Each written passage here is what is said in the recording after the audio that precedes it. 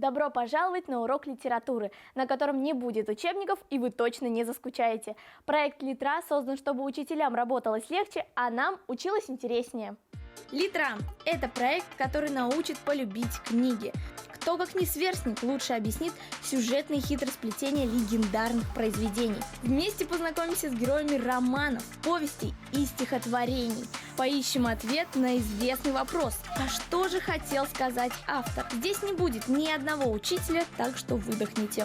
Мы отправляемся в библиотеку, и да, будет громко. Курай, мед, баурсак – символы Башкортостана. В мире литературы это Мустай Карим. Он, пожалуй, самый знаменитый советский башкирский поэт и писатель.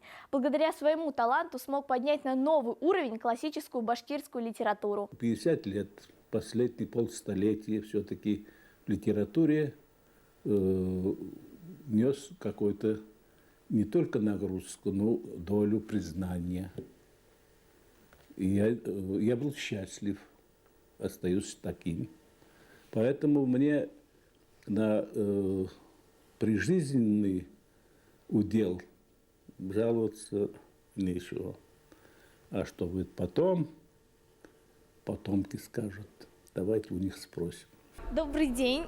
У меня будет один вопрос. Вы знаете этого человека? Мустай Карим, наверное. Да, это Мустай Карим. Человек он великий, вроде как. И аэропорт в честь него вроде как назвали, да? Да. Не помню, его стих или нет. Рустугольмин россиян. Вроде как его стих. Ну, мне кажется, что это, будто президент какой-то или герой. Поэт. Поэт, писатель. Мальчики, привет. Знаете этого человека? Я нет. Нет, но похожий. На кого похоже? На писателя, может. Мустай Карим? Да, все верно. В честь него назван молодежный театр наш в городе, который находится на Ленина. И по его повести снят фильм. Великий писатель Башкирии. Вроде бы. А имя? Мустай Каримов. Ты знаешь этого человека? Нет. Может, это известный писатель. Сможете уделить, пожалуйста, 1 минуту? Может быть, вы знаете этого человека? Мустай Карим. Я знаю про то, что он поэт, башкирский заслуженный. Я училась в гимназии имени Мустая Карима. Ну вот, хороший человек. Не помню уже, читали, много читали его. А сейчас ведь молодежь не читает. Только телефон. Знакомый кто-то? Нет. Даже нет догадок? Нет. Настоящее имя писателя Мустафа Сафич Каримов. Но в соответствии с башкирскими традициями он всегда называл себя Мустай Карим. У отца Мустая было 2 жены, и воспитанием мальчика занималась старшая, неродная мать.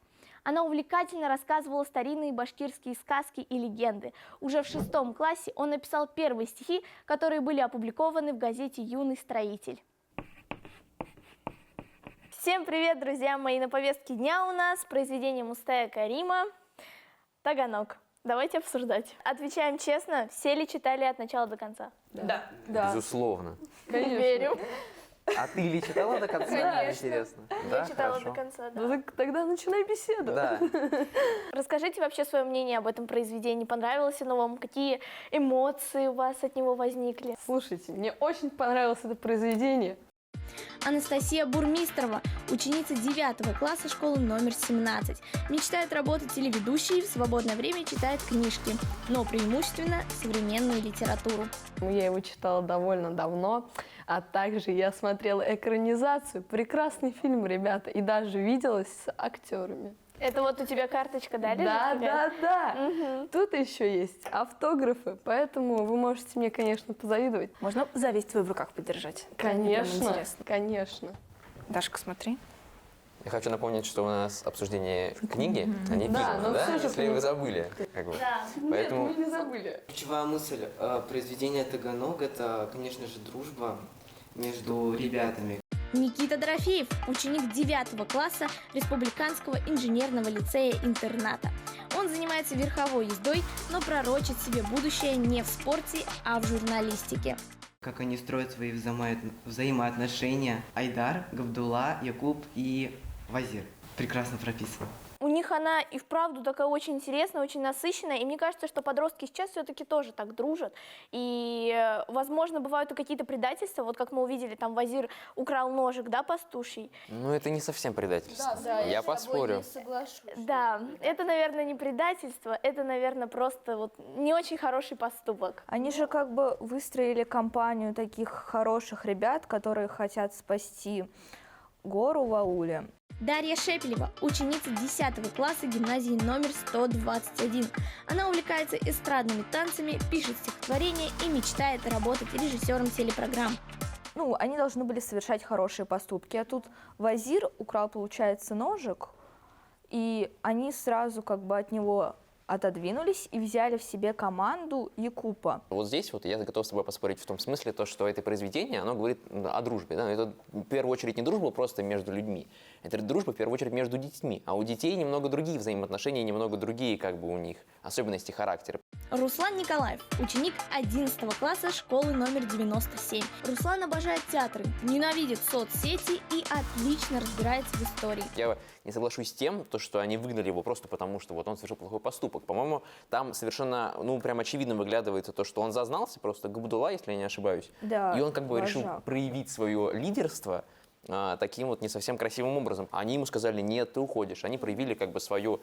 по-моему, конечно, он поступил не очень красиво. Нужно ли вот как бы в современной дружбе менять себя ради того, чтобы вступить в компанию? Как по мне, нет. Потому что люди, которые окружают тебя, должны принимать тебя таким, какой ты есть, вне зависимости от того, ты очень послушный или хулиган. Нет, надо понимать контекст, ведь он находился в деревне, где не было никого. Он бы был одинок, по сути, если бы его никто не принял. То есть ты хочешь сказать, что ты бы лучше изменился? Нет, мы говорим сейчас о контексте просто, исключительно о том, как ему надо было поступить. Вообще, я бы по-другому задал вопрос. Как вы вообще оцениваете Якупа персонажа? По-моему, он довольно интересный персонаж, даже наиболее интересный из всех. Мне показался интересным Вазир. Несмотря на то, что он совершил какой-то плохой поступок, он все-таки всем сердцем любил ребят и хотел быть с ними вместе, хотел дружить с ними. Он был готов на все, чтобы вернуть их дружбу. Дарья Карпова, ученица 11 класса школы номер 127.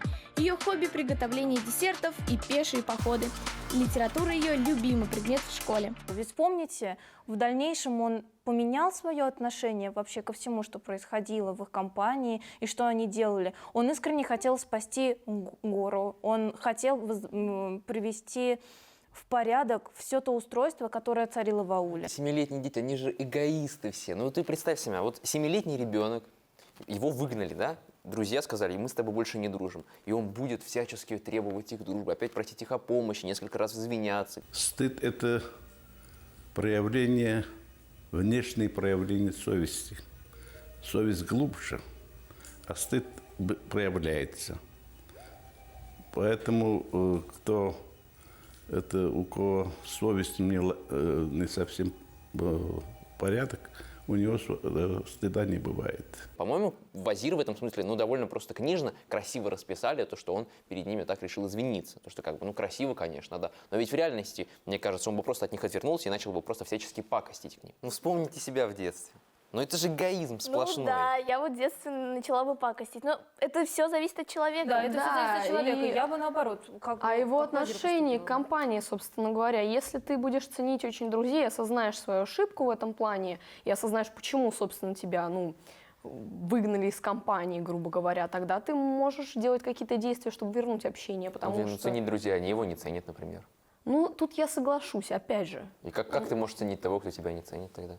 Подожди, Тут уже другая проблема. Ведь он если человек хотел с ними осознал дружить. свою ошибку. Да и Это не они ошибка. хотели с ним дружить, просто они как бы из-за детского эгоизма того же самого решили его выгнать.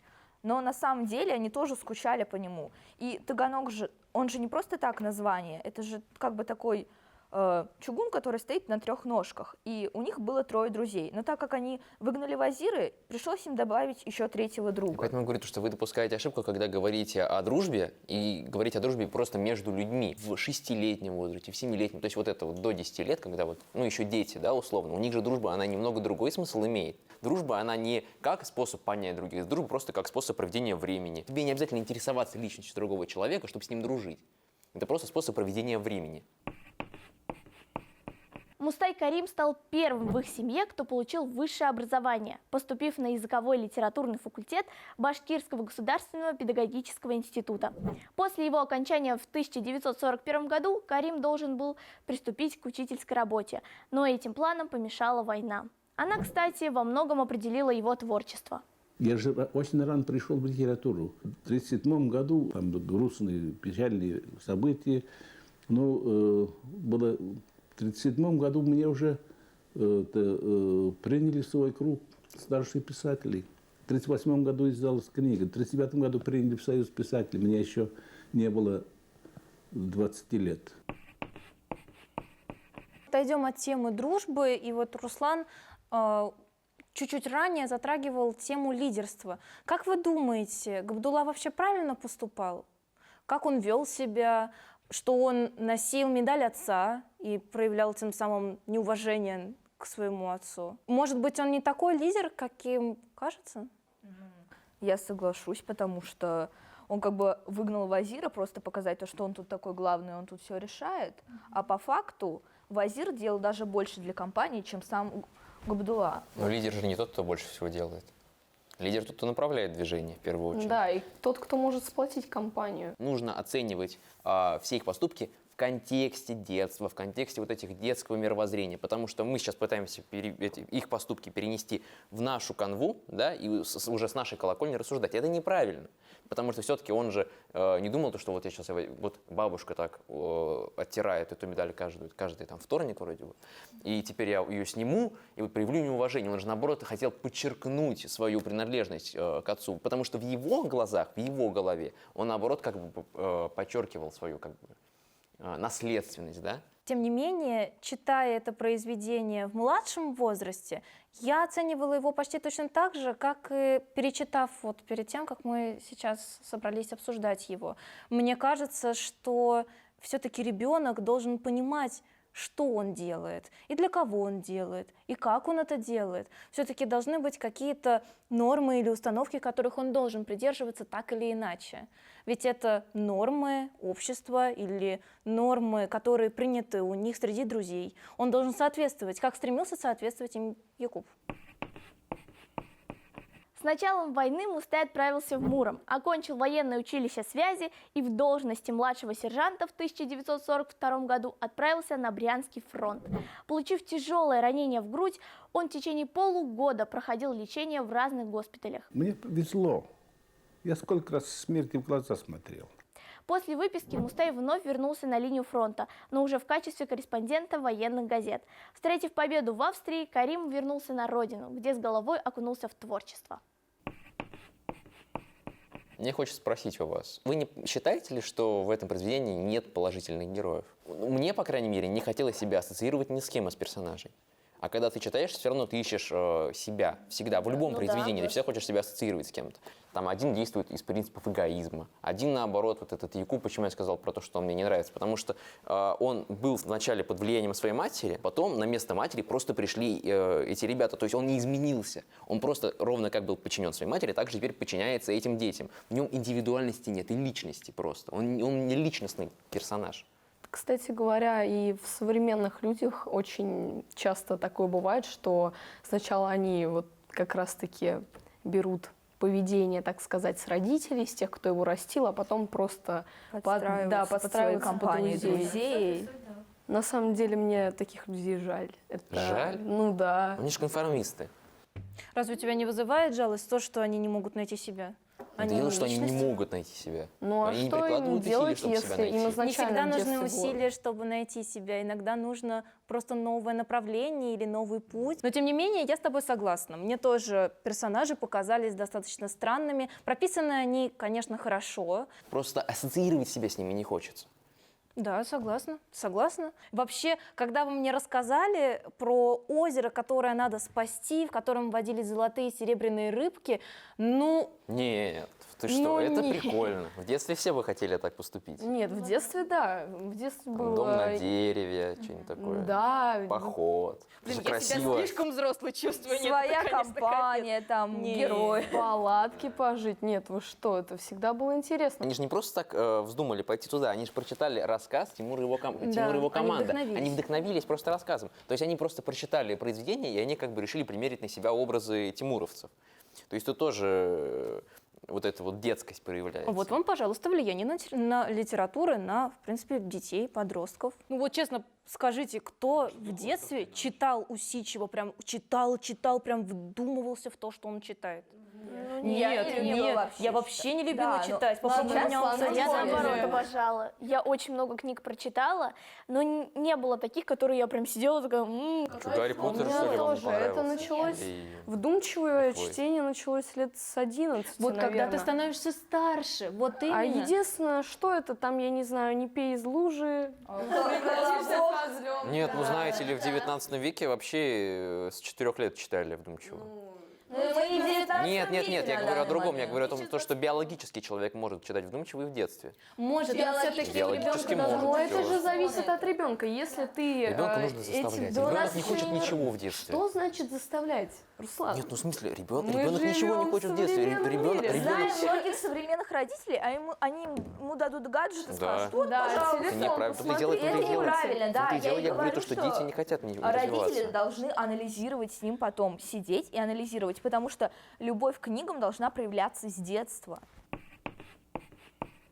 За годы жизни Мустай Карим написал около 100 поэтических и прозаических сборников, более 10 драм. После того, как произведения башкирского поэта и писателя были переведены на русский и другие языки мира, его популярность резко возросла. Так, ну мы немножечко отошли от самого произведения, давайте обсудим финал. Как он вам вообще понравился, не понравился? Он остался открытым. Он ужасен. Потому что чем закончилось? Они, получается, остались в больнице. То есть, и сам Мустай Карим пишет, ну, автор. То, что вот они потом собрались, да? Ну, почему вообще ничего не показали нам? Ну, скорее, он просто так, типа, закончил произведение, ну, открыто. Как бы забрались и, понятно, уже сплочились. Ну, понятно, что настоящие рыбы там не появятся, но, как бы, компания сплотилась, и все. Ну да, нужно же понимать, почему это было сделано. Если учитывать то, что это детское произведение, мне кажется, наоборот, это даже хорошо, что остался открытый финал, потому что каждый ребенок может сам додумать, чем закончить. Не поэтому. Нет, не вот это согласен. вообще ужасно, если честно, додумывание, самому Да, концовку. можно вообще это, книгу просто не это писать, вообще, это да, сказать зачем тогда обложку, вообще нужна пусть книга? останется. Я прочитаю первую строчку, жил-был, и что, я могу сама продумать разве? Нет, я тут думаю Нет. по-другому. Вот смотрите, то есть, безусловно, все мы понимаем, то, что никаких рыб там не водилось никогда, то, что все это бред, просто это сказка, и они пошли. Но ведь если бы в произведении было написано про то, что они пришли и разочаровались тем, что у них ничего не получилось, то получается, что все, что вот там 40-50 страниц, что мы читали, получается, это все как бы путь в никуда, получается, это все плохо. То есть мы ставим крест, то есть, словно мы ставим крест на их дружбе, на всем этом. То есть это как бы негативный ток у нас получается. А если мы просто как бы закрываем это и говорим то, что, точнее, не упоминаем о том, что у них ничего не получилось, просто они туда дошли, мы акцентируем на том, что их дружба в итоге сложилась, и мы добиваемся того, что у нас положительный итог, потому что все-таки это хороший конец. Хороший конец не в том смысле, то, что они забрались, а в том смысле, то, что у них сложились дружеские отношения. Ведь это в первую очередь там важно. А мне кажется, что открытый финал тут неуместен. Мне бы хотелось завершения. Вот с точки зрения ребенка, который Ну, читает а какое это там завершение произведение, может быть?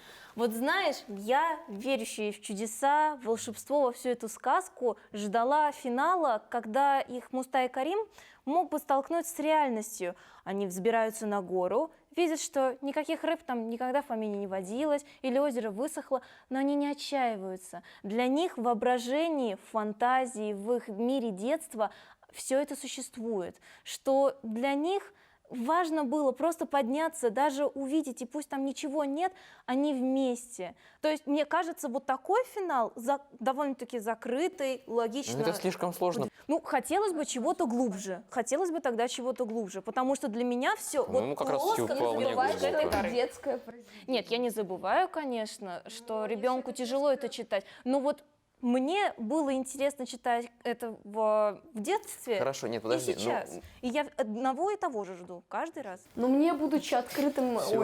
активным ребенком, я бы хотела знать концовку, понимаешь? Если это произведение о дружбе, оно очень детское, не о нравственности, то я все равно бы хотела знать Да, концовку, конечно. которая была бы закрыта. Разве потому мы в что, Извини. вот представим, что мне мама это прочитает, я скажу, а что в конце? Ничего. Чем в итоге все закончилось? Вы скучные. Ну разве ты в детстве не будь читал вы книгу и авторами не думал? произведений дописали? Так в этом же и бы есть самое интересное. Дети, да, конечно.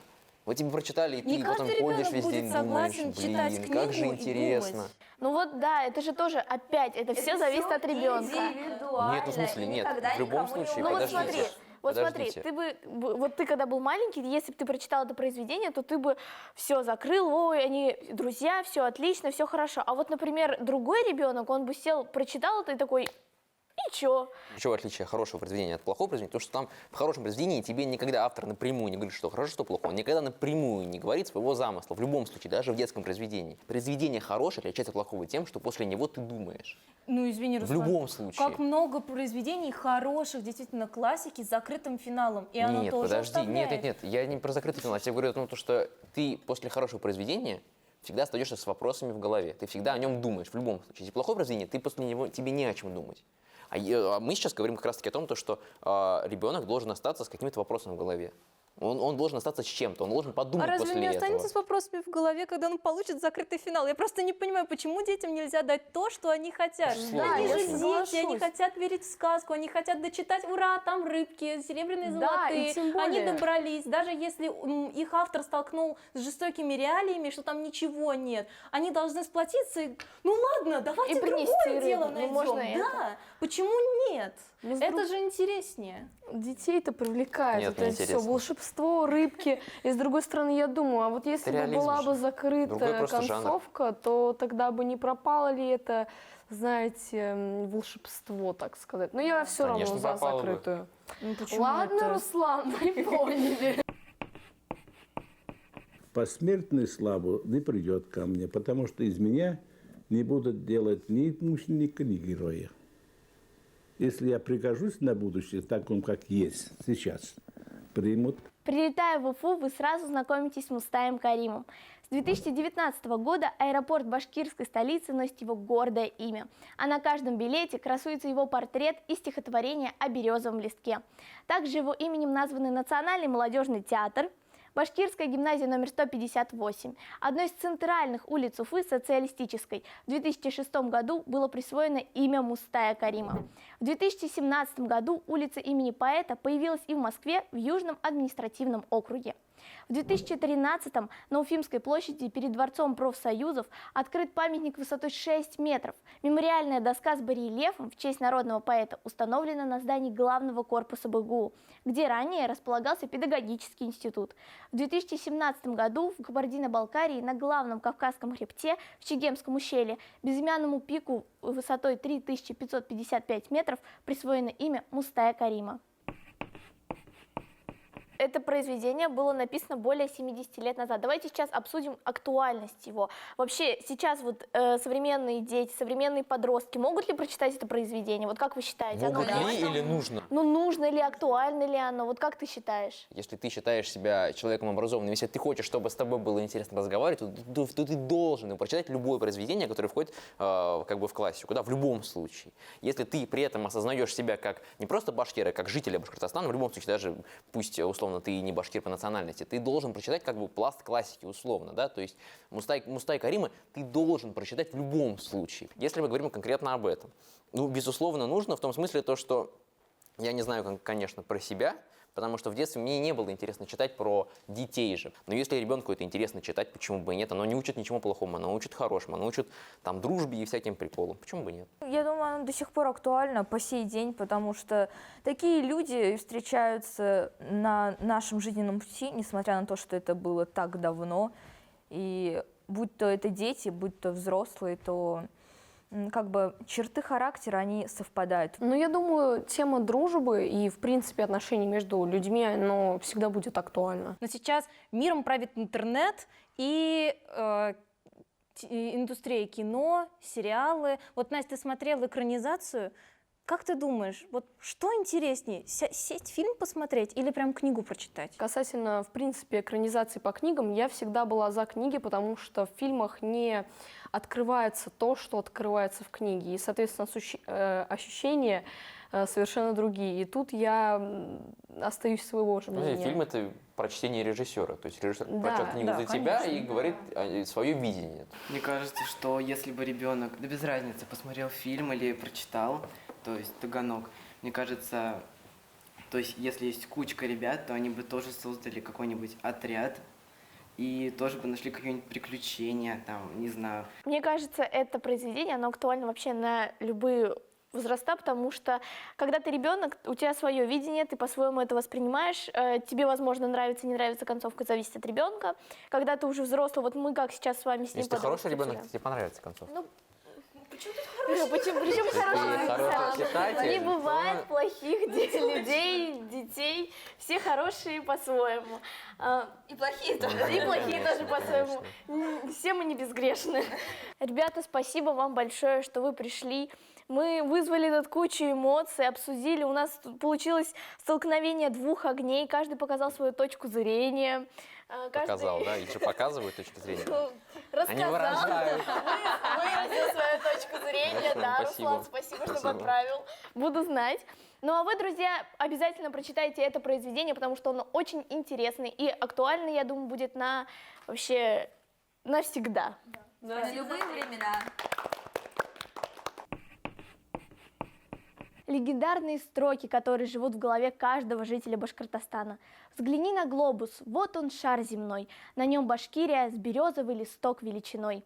Думаю, для каждого они дороги по-своему. Ер шәрінің картахына, қарархан яқшы ғына, Башқұртыстан шул картала бір япрақ сақлы ғына. Ие япрақ ақ қайындың, бір япрағы не бары, ақайыны бүйік рәсәй, шундай яшел юғары. Нисә буат шул япрақтан, қайындан өзмәк болып, бұл халқын да тундырмақ, утта көйдермәк болып. Нисә диңгез аръягынан, ниндәй елдәр исмәгән, ниндәй яшен уйнамаган, ниндәй кырау төшмәгән. Шул япрақты ашар булып, нисә төрле курт һырыган, кайһы милләт, кайһы дәүләт, я өммәт затлы булган. Ғорур япрак өҙөлмә, ғорур ҡайынәсәнән, әсәнең һуты менән, көсө менән йәшәгән. Бүгенге яз килде илгә, елдәр, дауылдар аша, кайындың шат япрактары, тыңла нисек шаулаша.